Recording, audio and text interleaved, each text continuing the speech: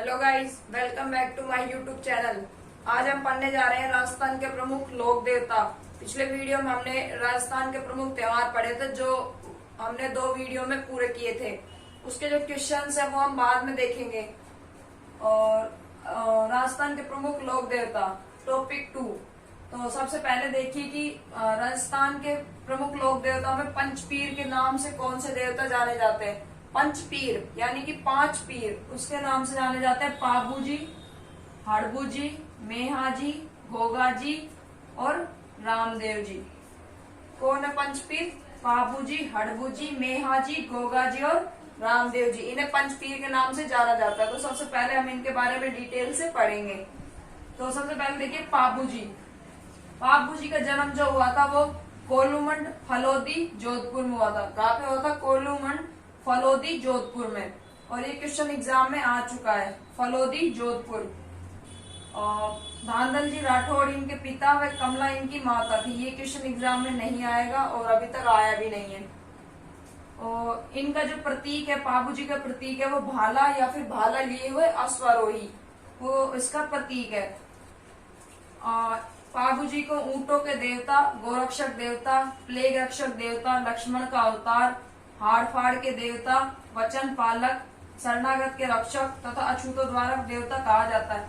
अब आपसे क्वेश्चन पूछा जाएगा कि निम्न में से ऊंटों के देवता किसे कहा जाता है। उसमें ऑप्शन में दे देगा पाबूजी, हड़बूजी, मेहाजी, गोगाजी। तो आपको बताना है कि पाबूजी। तो ये क्वेश्चन भी एग्जाम में आ चुका है। अब देखिए कि पाबूजी के जो गुरु का नाम था वो था सम्राट भारती। क्या नाम था पाबूजी के गुरु का? सम्राट भारती।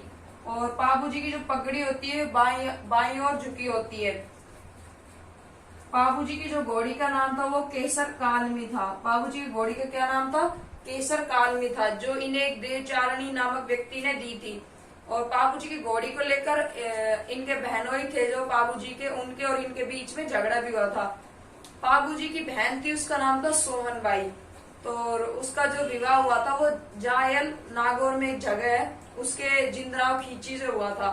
तो जिंदराव खींची ने क्या किया कि इनसे घोड़ी मांग ली। जो इनकी केसर कालमी नामक घोड़ी है, देवचारणी ने इनको दी थी, वो इससे मांग ली। लेकिन पाबूजी ने देने से मना कर दिया। जब देवचारणी ने इनको अपनी घोड़ी दी थी ना, तो उस समय इन देवचारणी के पास बहुत सारी गायें थी। तो अपनी गायों की रक्षा का वचन मांगा था पाबूजी से। तो पाबूजी ने उसको वचन दे दिया था। तो जिंदराव खींची को जब इन्होंने घोड़ी नहीं दी अपने बहनोई को, तो उन्होंने क्या किया, जब इनकी शादी हो रही थी पाबूजी की, तो उस समय केसर कालमी जिसने दी थी ना देवचारणी ने, उसकी गायों को उठा लिया। तो उस समय पाबूजी ने रक्षा का वचन दिया था, तो ये अपनी शादी छोड़ के उसकी गायों को बचाने गए। तो उस समय पाबूजी शहीद हो गए थे। तो ये इनकी स्टोरी है। इसलिए और ये देचू गांव जोधपुर में शहीद हुए थे पाबूजी, और वहीं पे इनकी समाधि बनी हुई है। तो क्वेश्चन आ सकता है ना कि पाबूजी से रिलेटेड स्थान कौन सा है। तो उसमें जैसे देचू गांव दे देंगे ऑप्शन में, या फिर ऐसे दे देंगे कि निम्न में से कौन सा पाबूजी से जुड़ा हुआ स्थान नहीं है।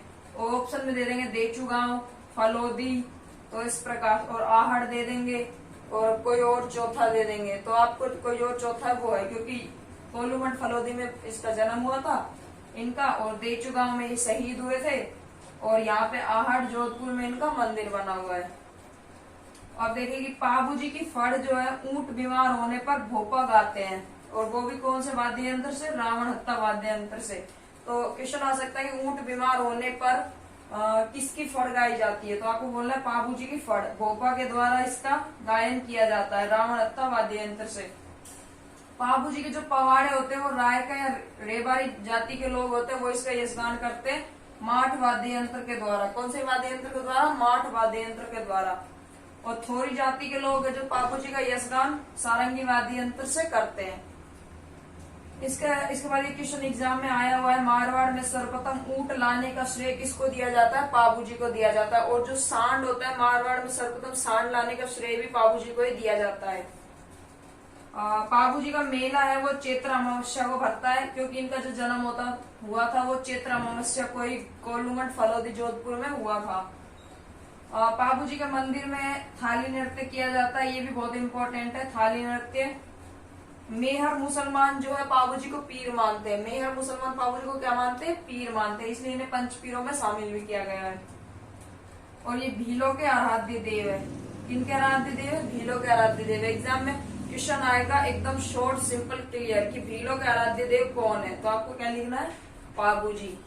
ऑप्शन पर टिक करना है, ऑप्शनल क्वेश्चन आएगा तो। और इनके जो प्रसिद्ध मंदिर है वो दो है, एक तो कोलूमंड जोधपुर में और दूसरा है वो आहड़ उदयपुर में।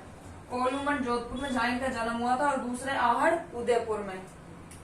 दूसरे लोक देवता देखिए हड़बू जी।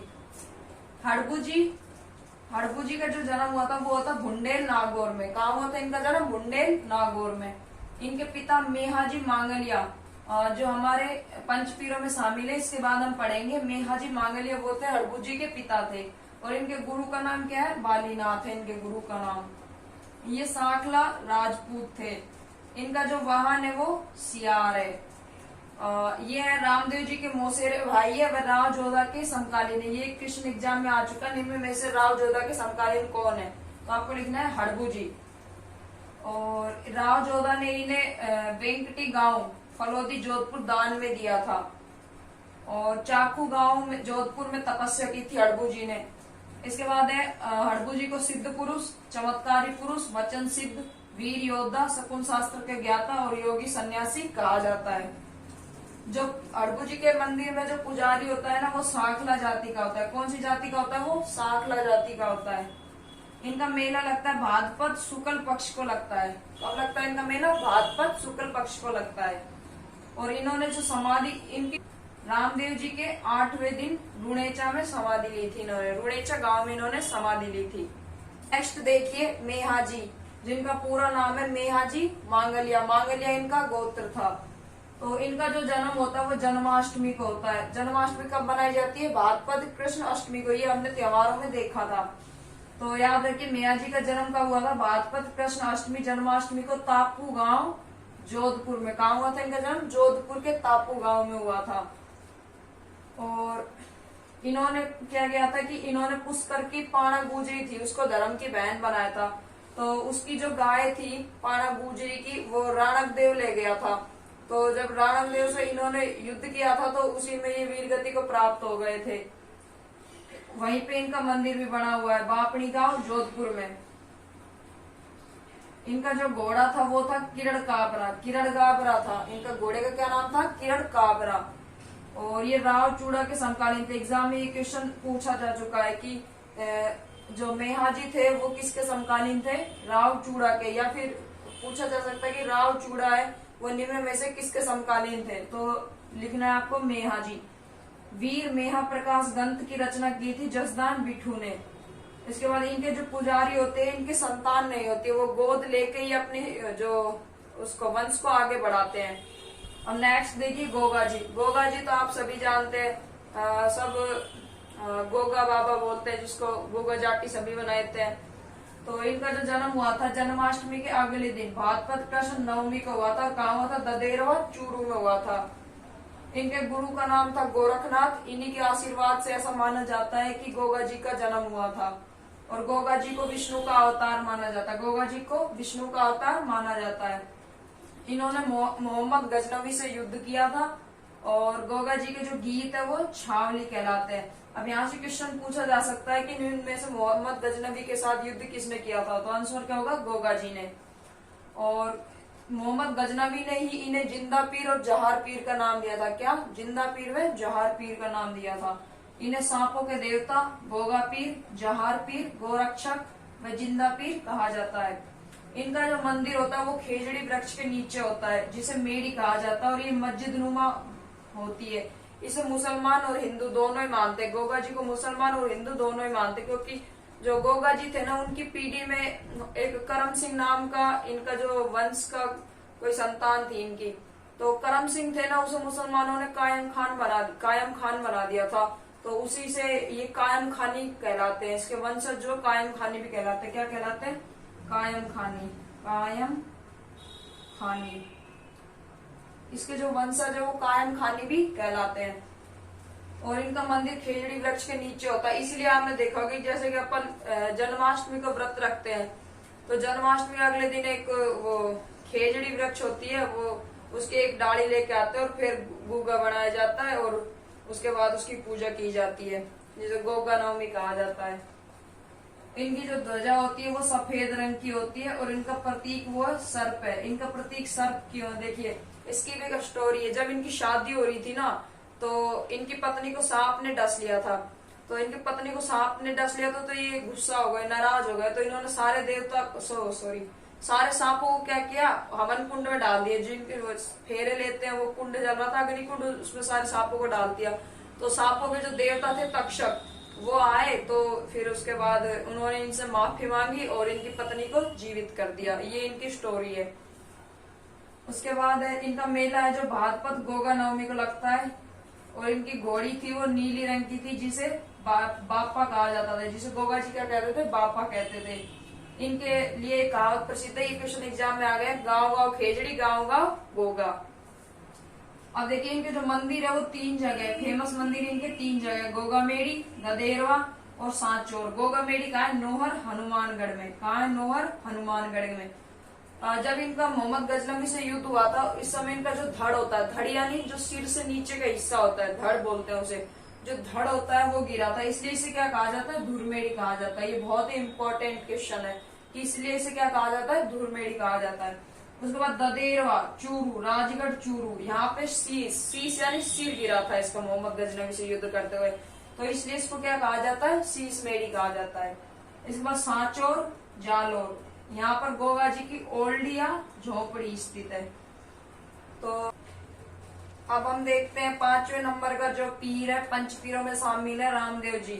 रामदेव जी का जन्म भाद्रपद शुक्ल द्वितीया को उड़कासमेर बाड़मेर में हुआ था। कहाँ पे हुआ था, बाड़मेर में हुआ था, भाद्रपद शुक्ल द्वितीया को। रामदेव जी के जो गुरु थे उनका नाम था बालीनाथ, और जो हड़बू जी थे उनके गुरु का भी क्या नाम था, बालीनाथ था। और ये दोनों मौसेरे भाई थे। इनका जो घोड़ा होता है वो नीला रंग का होता है। इन्होंने समाधि ली थी वो मसूरिया पहाड़ी जोधपुर में ली थी। जन्म बाड़मेर में हुआ था और समाधि इन्होंने जोधपुर में ली थी। रामदेव जी की जो फड़ होती है उसको रावण हत्ता वाद्य यंत्र से कामड़ भोपा द्वारा उसका यशगान किया जाता है। रावण हत्ता वाद्य यंत्र से कामड़ भोपा द्वारा उसका यशगान किया जाता है। रामदेव जी को पीरों के पीर इन्हें पीरों के पीर क्यों कहा जाता है कि मक्का से 5 पीर आए थे ना, तो उनके बर्तन थे वो मक्का में रह गए थे, तो रामदेव जी ने उनके बर्तन अपने चमत्कार से वहां से ला के दिए थे, इसलिए उन्होंने इसे पीरों के पीर कहा था। इन्हें रामसा पीर, कृष्ण का अवतार, ठाकुर जी, रूणेचारा धनी, सांप्रदायिक सद्भाव के देवता, और ये एकमात्र ऐसे देवता थे जो कवि भी थे। इन्होंने 24 वाणियां ग्रंथ की रचना की। इन्होंने कांवड़िया पंथ चलाया, ये क्वेश्चन एग्जाम में आ चुका है। कांवड़िया पंथ चलाया, और कांवड़िया पंथ को मानने वाले होते हैं वो शव को दफनाते हैं। इनके मंदिर में 13 ताली नृत्य किया जाता है और कपड़े के घोड़े चढ़ाए जाते हैं। इन्होंने शुद्धि आंदोलन चलाया था। जो हिंदू मुसलमान बन चुके थे उनको फिर से हिंदू बनाया था इन्होंने, उसी को शुद्धि आंदोलन कहा जाता है। इनका जो मेला होता है वो भाद्रपद शुक्ल द्वितीया से एकादशी तक लगता है, जिसे मारवाड़ का कुंभ कहा जाता है। ये क्वेश्चन भी एग्जाम में आ चुका है। और सातलमेर नामक स्थान था, उसको भैरव राक्षस का वध कर इन्होंने मुक्त किया था और उसका नाम पोखरण रखा था। ये जैसलमेर में है। इन्होंने रूणीचा में जीवित समाधि ली थी। जो रामदेव जी थे इन्होंने जीवित समाधि ली थी। इनके जो मंदिर है, प्रमुख मंदिर है, वो रूणेचा, पोखरण, जैसलमेर में। इनके जो सारे मंदिर है सारे इंपॉर्टेंट है, क्योंकि एग्जाम में क्वेश्चन आएगा कि निम्न में से रामदेव जी से रिलेटेड नहीं है या फिर रामदेव जी से रिलेटेड है। तो पहला है इनका मंदिर रूणेचा, पोखरण, जोधपुर में। दूसरा है खुंडियावास, अजमेर में, जिसे राजस्थान का मिनी रामदेवरा या छोटा रामदेवरा कहा जाता है। ये क्वेश्चन एग्जाम में आ चुका है। राजस्थान का मिनी रामदेवरा, छोटा रामदेवरा किसे कहा जाता है, खुंडियावास, अजमेर में जो रामदेव जी का मंदिर है। उसके बाद बराठिया पाली में, सुरताखेड़ा चित्तौड़गढ़ में, मसूरिया जोधपुर में, हल्दीना अलवर में, कोटड़ा बाड़मेर में और आधारशिला मंदिर जोधपुर में है। इसके बाद कुछ शब्दावली देख लीजिए। जो पर्चा है वो रामदेव जी की जो चमत्कारी घटनाएं होती है उन्हें पर्चा कहा जाता है। जैसे कि मक्का से जो 5 पीर आए थे उनके बर्तन ला के देना, और इन्होंने उफनते हुए दूध को शांत किया था, कपड़े के घोड़े पर बैठकर आसमान में उड़े थे और भैरव राक्षस का वध किया था। ऐसी घटना को क्या कहा जाता है? पर्चा कहा जाता है। ऐसी चमत्कारी घटना को क्या कहा जाता है? पर्चा कहा जाता है। और इनका जो ध्वजा होती है, पचरंगा ध्वजा, उसे नेजा कहा जाता है। क्या कहा जाता है? नेजा कहा जाता है। पगल्या, रामदेव जी का जो प्रतीक होता है उसे पगल्या कहा जाता है। जातरू, ये रामदेव जी के जो भगत होते हैं उन्हें जातरू कहा जाता है। और थान और देवरा किसे कहा जाता है? रामदेव जी के मंदिर को कहा जाता है। रामदेव जी का जो रात्रि जागरण होता है उसे जम्मा कहा जाता है। और रामदेव जी का जो पुजारी होता है उसे भामी कहा जाता है। और रामदेव जी के जो भजन होते हैं उसे ब्यावड़े कहा जाता है। क्या कहा जाता है? ब्यावड़े कहा जाता है। तो आप अपने नोट्स बनाइए यहाँ से, और समझाना तो कुछ है नहीं, नोट्स ही बनवा सकती हूँ मैं। और वीडियो को दो बार देखिए, आपको गारंटी से सभी जो राजस्थान के लोक देवता है वो याद हो जाएंगे। और आप कहीं और से भी वीडियो देख सकते हैं। मेरा वीडियो देखिए एक बार कहीं और से वीडियो देखिए, उसके बाद आपको 100% जो एग्जाम में क्वेश्चन आएगा वो आप कर देंगे। तो आज के लिए इतना ही, मिलते हैं नेक्स्ट वीडियो में।